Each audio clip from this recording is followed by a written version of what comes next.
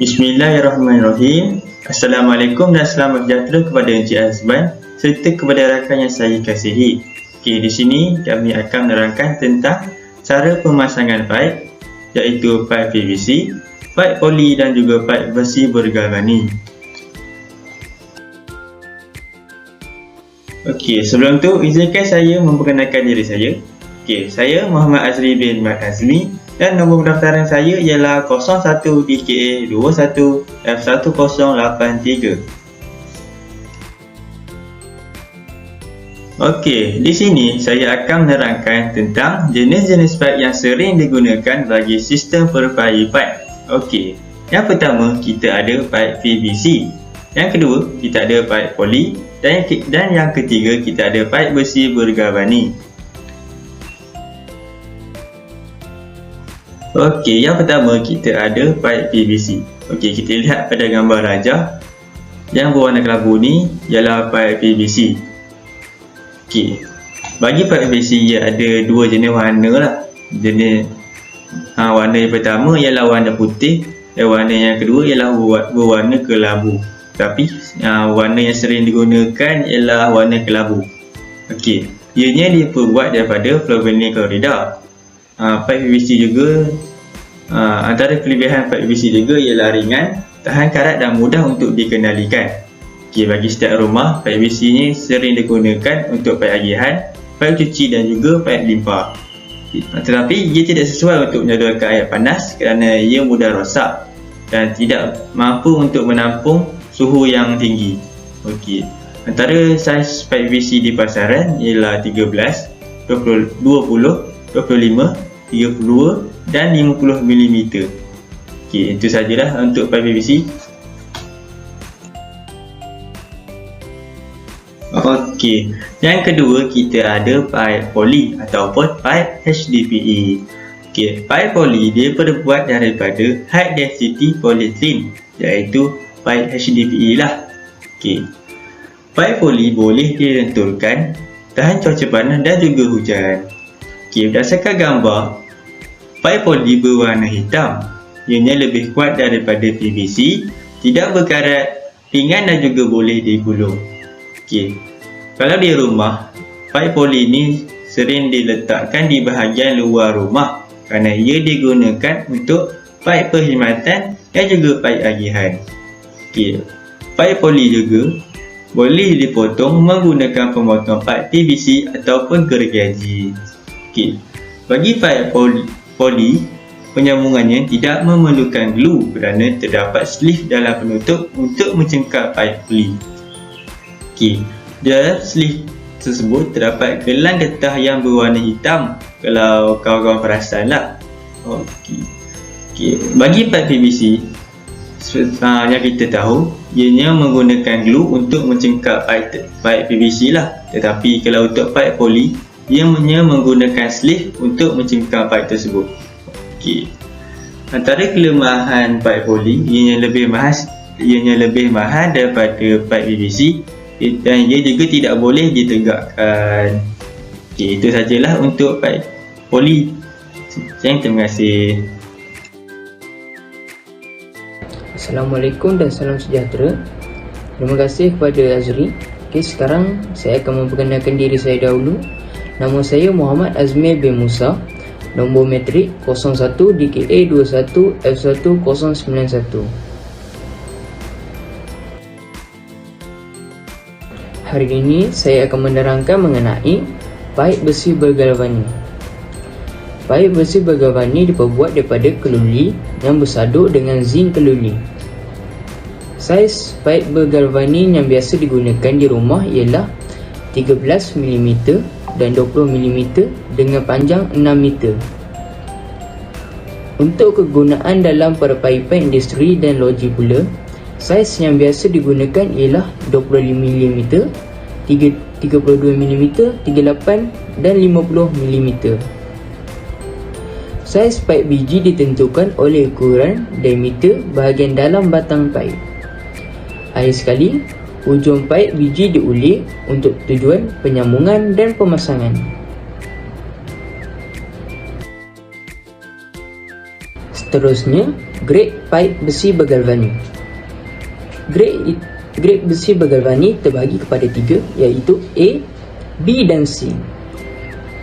Untuk grade A, ketebalannya nipis, kod warna perang, kegunaannya selalu digunakan untuk pipe limpah. Manakala grade B, ketebalannya sederhana, kod warna biru, kegunaannya untuk pipe agihan. Akhir sekali, grade C, ketebalannya tebal, kod warna merah, kegunaannya untuk pipe perkhidmatan. Sekian daripada saya, terima kasih. Baiklah, mari kita melihat jenis penyambungan pipe. Sebelum itu, saya ingin memperkenalkan diri saya. Nama saya Shobhan Rao Analaki Viswarao dan nombor pendaftaran saya adalah 01DKA21F1092.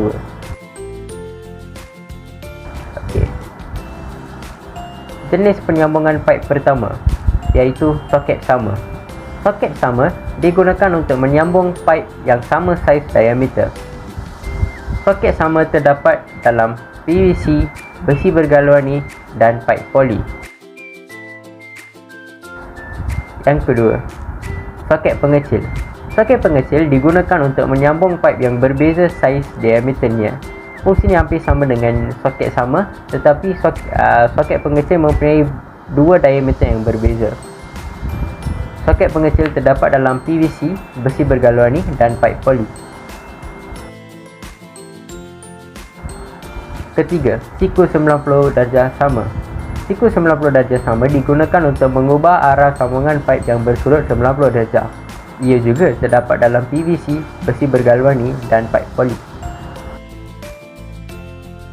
Keempat, siku 90 darjah pengecil digunakan untuk mengubah arah sambungan dua pipe yang berlainan saiz yang bersudut 90 darjah. Terdapat dalam PVC, besi bergalvani dan pipe poli. T sama. Ini kelima. T sama digunakan untuk menambah sambungan pipe. Ia terdapat dalam PVC, besi bergalvani dan juga pipe poli. Yang keenam, T pengecil. Ia digunakan untuk menambah sambungan pipe yang berbeza diameternya. Terdapat dalam PVC, besi bergalvani dan juga pipe poli. Baiklah, itu saja daripada saya. Saya ingin serahkan kepada saudara Amsarul Asfa untuk meneruskan jenis penyambungan pipe ini. Terima kasih. Terima kasih Shobhan. Sekarang saya akan memperkenalkan diri saya. Nama saya Amsarul Asfa bin Nur Syaini, bernombor matrik 01 DKA 21F1075. Sekarang saya akan memberikan 5 lagi jenis penyambung pipe. Pertama ialah puting heksagon. Penyambung ini digunakan untuk menyambung dua jenis pipe yang berlainan seperti pipe biji dengan pipe PVC yang berbeza atau sama saiz.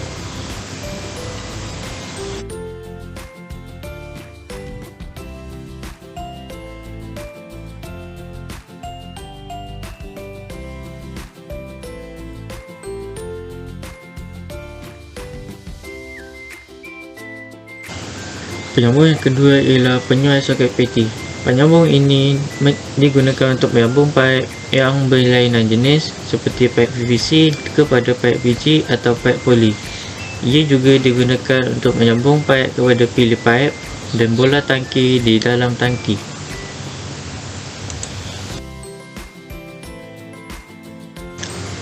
Jenis penyambung yang ketiga ialah penyuai soket injak.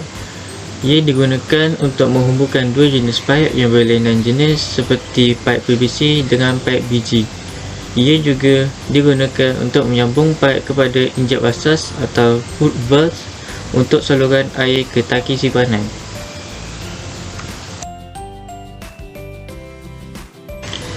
Penyambung yang keempat ialah palang.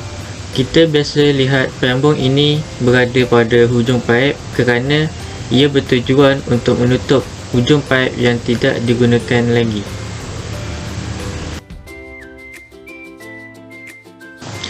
Penyambung kelima dan juga merupakan penyambung yang terakhir ialah soket penjodoh. Soket penjodoh ini digunakan untuk menyambung dua batang pipe biji tanpa mengubah kedudukan penyambung yang lain.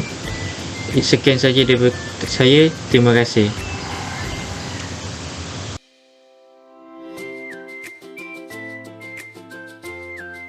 Okey, seterusnya saya akan menunjukkan cara-cara pemasangan pipe PVC dan pipe poli. Sebelum itu saya akan menunjukkan beberapa fitting yang saya ada. Yang pertama, T-sama. Yang kedua, PT elbow. Yang ketiga, soket. Yang keempat, reducer. Dan yang terakhir ialah elbow 90 darjah. Seterusnya saya akan menunjukkan cara-cara pemasangan pipe PVC menggunakan T-sama. Untuk menyambungkan fitting ke pipe, kita memerlukan gam PVC untuk memastikan tiada kebocoran dan leaking. Untuk menyambungkan pipe PVC ke fitting, kita perlu memastikan tiada kekotoran atau basah untuk memastikan gam PVC lebih kuat. Setelah menyapu gam PVC, boleh dimasukkan terus ke dalam fitting.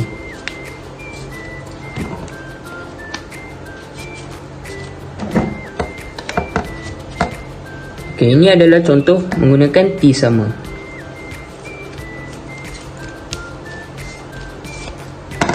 Seterusnya saya akan menunjukkan menggunakan soket.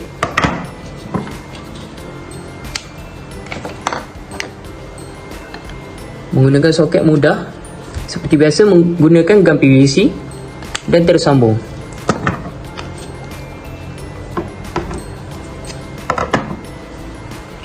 Dan yang terakhir saya akan menunjukkan cara-cara menyambung PVC ke pipe poli menggunakan elbow 90 darjah. Seperti biasa, menggunakan gam PVC dan tersambung. Dan bahagian sebelah pula menggunakan PT elbow.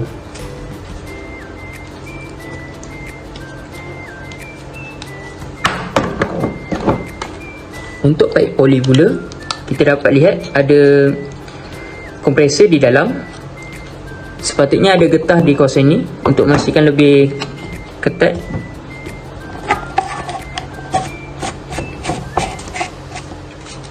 Untuk menyambungkan PVC ke pipe poli, kita memerlukan gam tip putih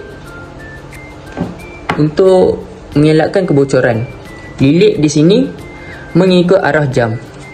Setelah melilit mengikut arah jam, terus masukkan ke dalam ni.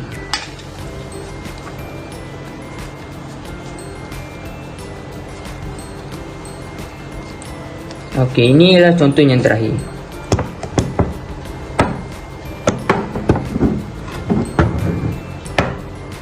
Sekian daripada saya, terima kasih.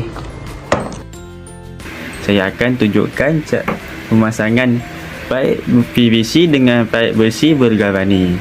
Okey, pipe PVC ini telah mempunyai penyambung PVC lah. Okey, sini saya akan sambungkan dengan pipe besi bergalvani. Okey, besi bergalvani ini ialah bersaiz kecil. Okey, sebelum kita besi galvani ni juga mempunyai alur yang telah dibuat. Kita perlu lilitkan dengan pita PFTE mengikut ketebalan yang sesuai sebelum kita sambungkan lah. Okey, setelah kita lilitkan pita ni, kita bolehlah sambungkan. Okey, kita sambungkan, kita bising. Okey, nampak telah bersambung.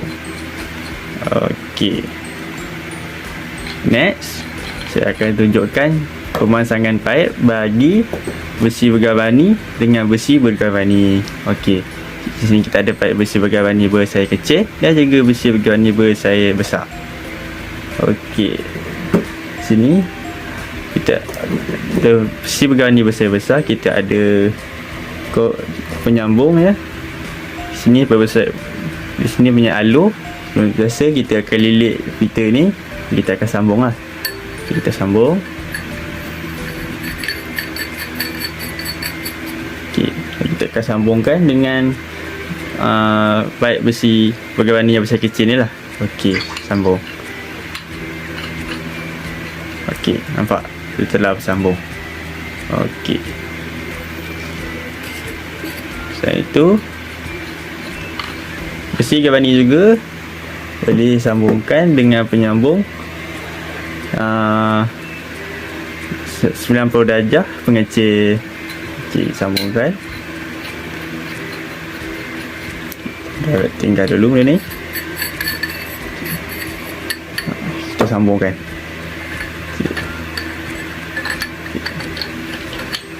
Okey, dia dah jadi 90 darjah. Nampak? Okey, selain itu juga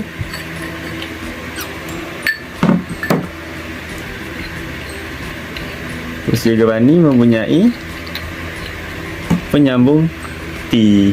Okey, kita boleh letak ini bersaiz kecil lah. Okey, kita sambungkan, letak sini, boleh letak kat sini dan juga boleh letak di sini.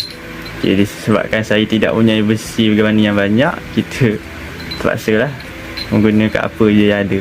Okey, saya minta maaf. Okey, di sini juga saya ada bersaiz 90 darjah sama. Okey, nampak? Saya sambungkan. Okey.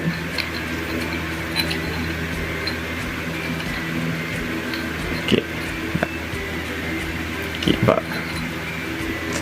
Okey, sekian sahaja daripada saya. Sekian, terima kasih.